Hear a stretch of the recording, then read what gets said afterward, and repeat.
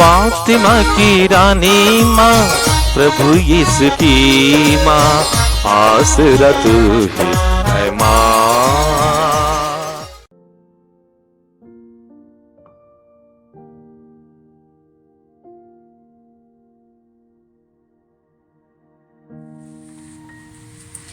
पहला पाठ योब का ग्रंथ, अध्याय 42, पद संख्याएं 1 से 3, 5 से 6 और 12 से 17 तक। योब ने प्रभु को यह उत्तर दिया, मैं जानता हूँ कि तू सर्वशक्तिमान है और अपनी सब योजनाएं पूरी कर सकता है। मैंने ऐसी बातों की चर्चा चलाई जिन्हें मैं नहीं समझता। मैं ऐसे चमत्कारों के विषय में बोला जो मेरी बुद्धि से परे है। मैंने दूसरों से तेरी चर्चा सुनी थी। अब मैंने तुझे अपनी आँखों से देखा है, इसलिए मैं धूल और राख में बैठकर रोते हुए पश्चाताप कर रहा हूँ। प्रभु ने योब के पहले दिनों की अपेक्षा उसके पिछले दिनों को अधिक आशीर्वाद दिया। उसके पास 14,000 भेड़ें, 6,000 ऊंट, बैलों की 1,000 जोड़ियां और 1,000 गधियां थी। उसके 14 पुत्र उत्पन्न हुए और 3 पुत्रियां। उसने पहली का नाम यमीमा रखा, दूसरी का कसिया और तीसरी का किरेन हपुक। देश भर में ऐसी स्त्रियां नहीं मिली जो योब की पुत्रियों के समान सुंदर हों। योब ने उन्हें उनके भाइयों के साथ विरासत का भाग दिया। इसके बाद योब 140 बरस जीवित रहा। अपने पुत्र पौत्रों की 4 पीढ़ियां देख सका और बहुत बड़ी उम्र में चल बसा।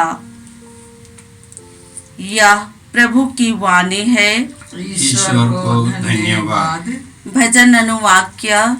हे प्रभु, अपने सेवक पर दया दृष्टि कर।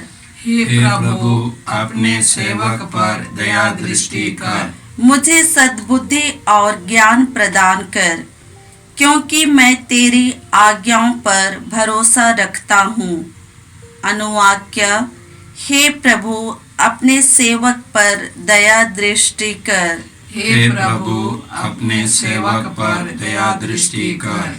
यह अच्छा हुआ कि मैंने कष्ट पाया। मैंने तेरी आज्ञाओं का पालन करना सीखा। अनुवाक्य। हे प्रभु, अपने सेवक पर दया दृष्टि कर। हे प्रभु, अपने सेवक पर दया दृष्टि कर। हे प्रभु, मैं जानता हूँ कि तेरा विधान न्यायपूर्ण है। यह उचित ही है कि मैं कष्ट पाऊं। अनुवाक्य।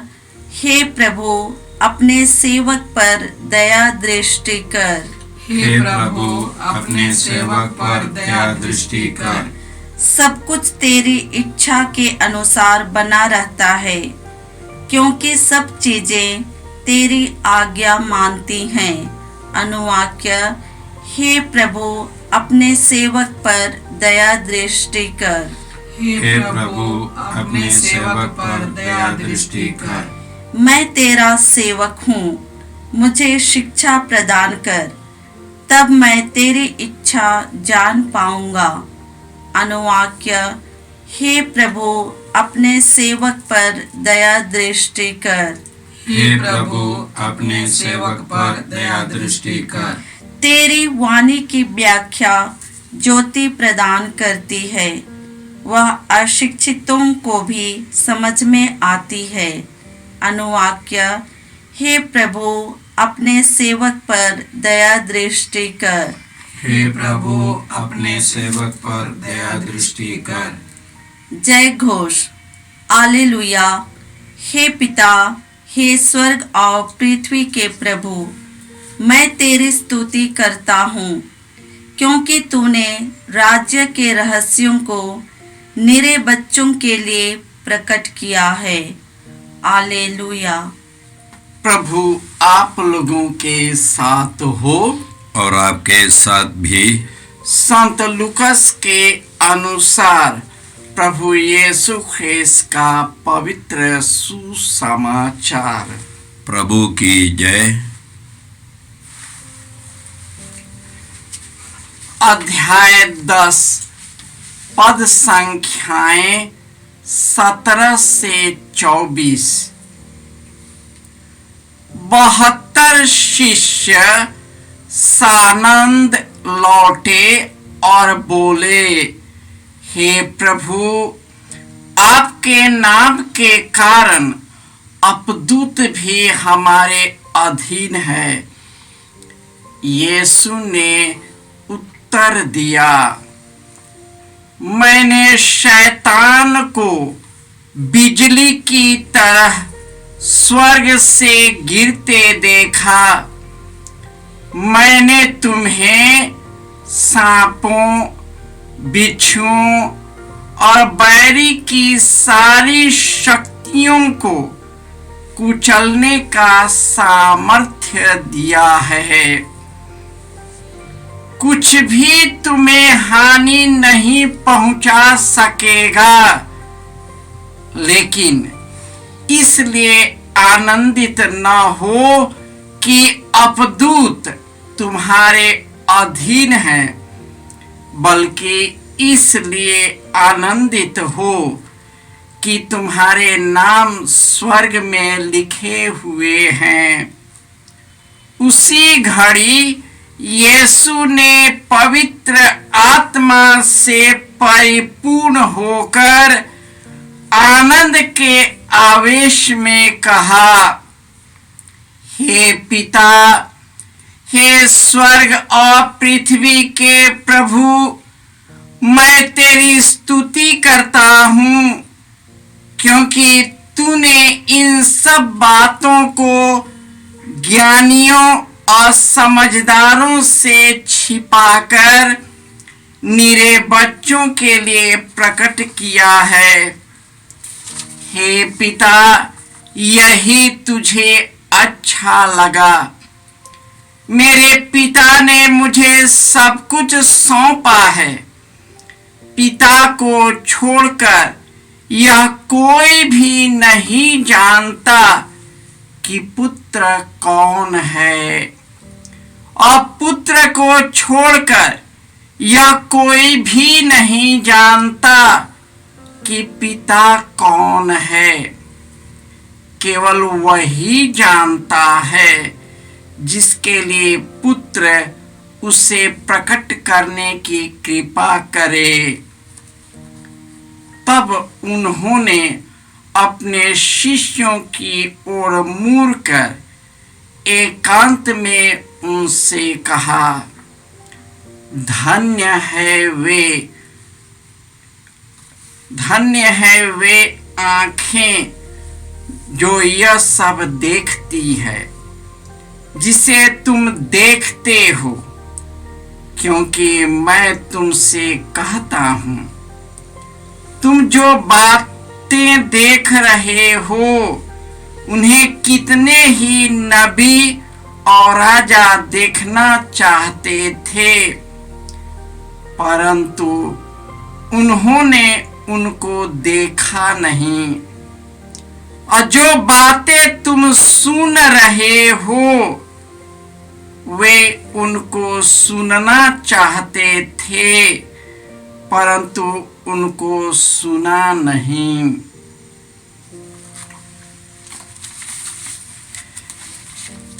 यह प्रभु का सुसमाचार है। ख्रीस्त की जय। ख्रिस्त में प्यारे भाइयों और बहनों, चाहे सुख हो या दुख हो, खुशी हो या गम हो, स्वास्थ्य हो या बीमारी हो, ईश्वर सदा हमारे साथ रहते हैं। आज के पहले पाठ में जोब के बारे में सुनते हैं,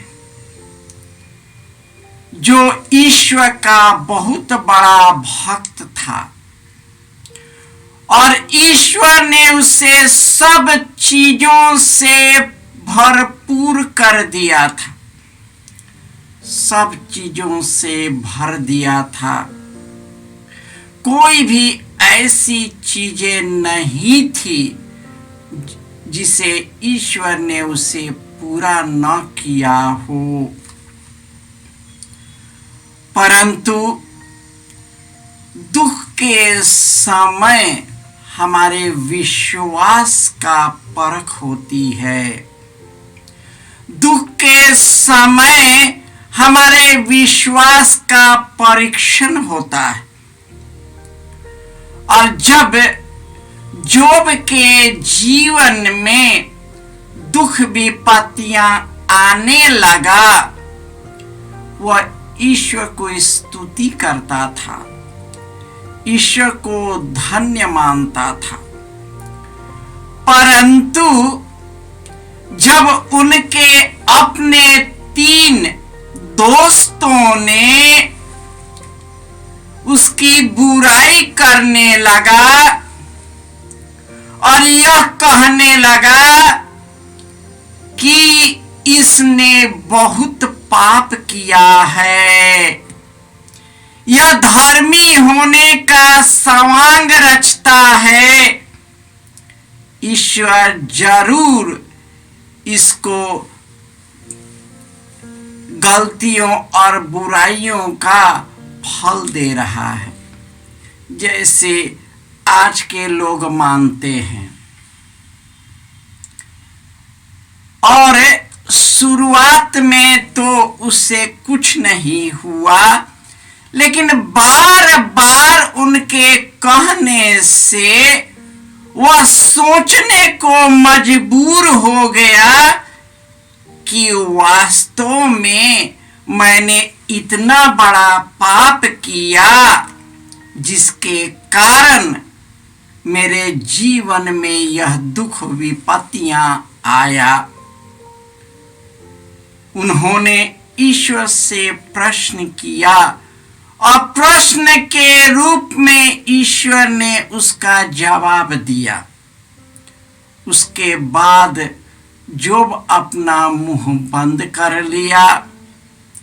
वह चुपचाप शांत और धैर्य के साथ दुखों को सहता रहा, अपने पापों पर पछताता रहा कि मैंने इतनी बड़ी गलती किया है कि मैंने ईश्वर से प्रश्न किया है। और उन्होंने अपने आप को शुद्ध किया और ईश्वर ने पहले की अपेक्षा अभी उसे ज्यादा आशीर्वाद दिया। हमारे जीवन के दुख विपत्तियों में ही हमारे विश्वास का परीक्षण होता है। जिस प्रकार सोने को आग में तपाकर उसका परीक्षण किया जाता है, उसी प्रकार हमारे दुख तकलीफ और बीमारियों के समय हमारे विश्वास का परीक्षण होता है। यह इसलिए नहीं आता है कि ईश्वर हमें सजा देता है। हमारा शरीर प्राकृतिक शरीर है, इस शरीर में कुछ भी हो सकता है।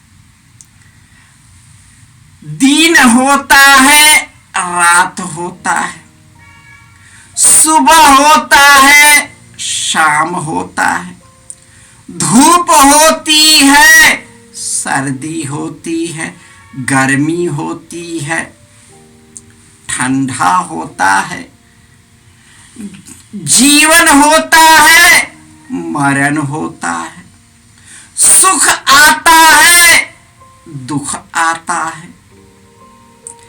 ये सभी ईश्वर के निराले हैं। इन सभी घड़ियों में ईश्वर हमारे साथ रहता है। प्रभु यीशु दुख और विपत्ति में अपने दुख भोग के समय उन्होंने अपना विश्वास पिता ईश्वर को समर्पित किया,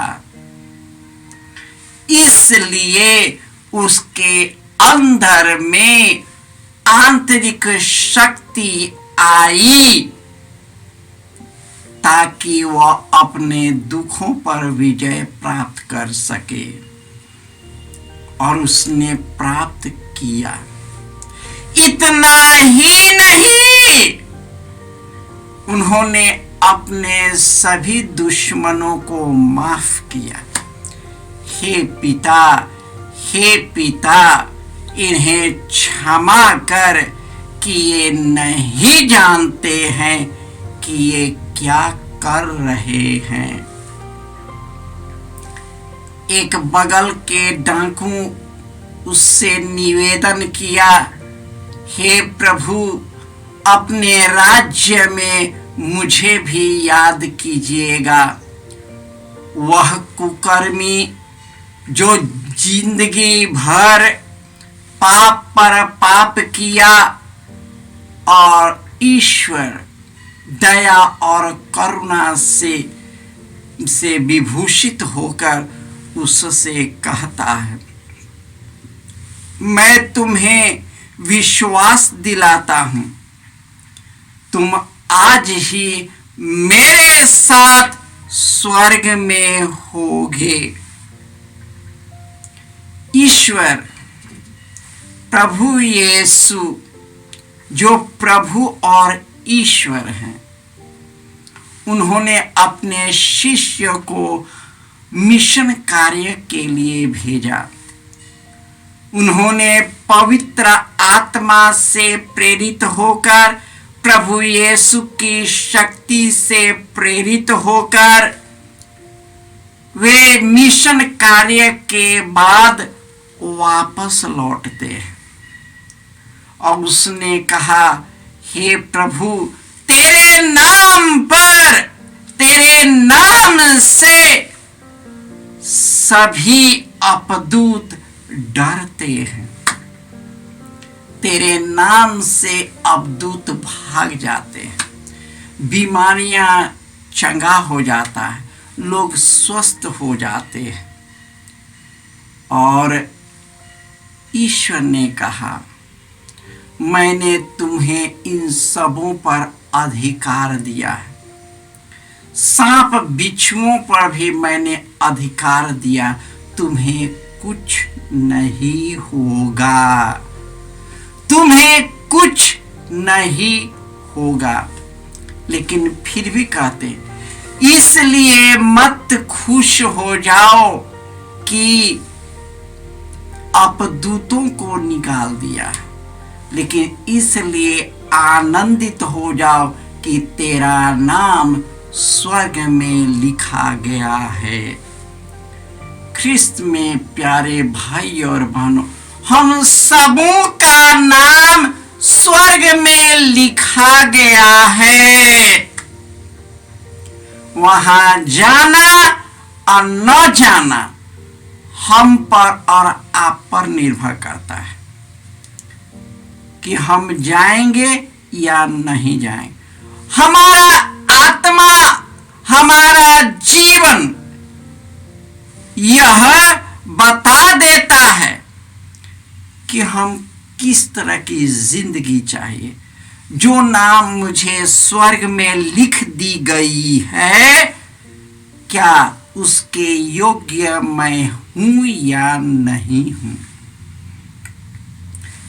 ईश्वर हमें भी वही ताकत और शक्ति दिया है और हम भी वो कार्य कर सकते हैं जो प्रभु यीशु और उनके शिष्यों ने किया, बशर्ते हमें उन पर विश्वास होना है। सुख में, दुख में, खुशी और गम में, दोनों समय हमें ईश्वर में बना रहना है। यदि हम उसमें बने रहे और उनकी शिक्षा हम में बनी रहे, हम जो कुछ मांगे वह सब कुछ हमें देगा, क्योंकि वह दयालु है, मांगने वाले पर दया करता है, जो उनके मार्ग पर चलता है, जो उनसे संयुक्त होकर जीवन जीता है। ईश्वर अपना आत्मा हमें प्रदान किया है ताकि उनकी शक्ति के द्वारा पिता ईश्वर का गहरा प्रेम का अनुभव करे, जो हमारे प्रभु यीशु ने अपने जीवन, दुख, मृत्यु और पुनरुत्थान के द्वारा हमें दिया है। आइए हम प्रार्थना करें।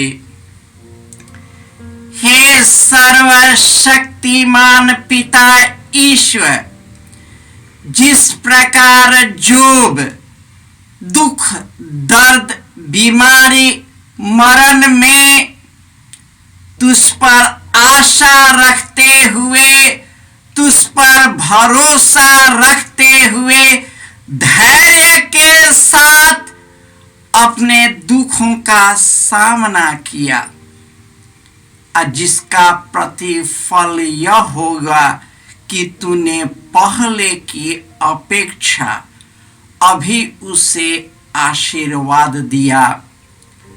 हमारा जीवन दुखों से कितना भी भरा क्यों ना हो, ईश्वर हम पर अनुग्रह करता है।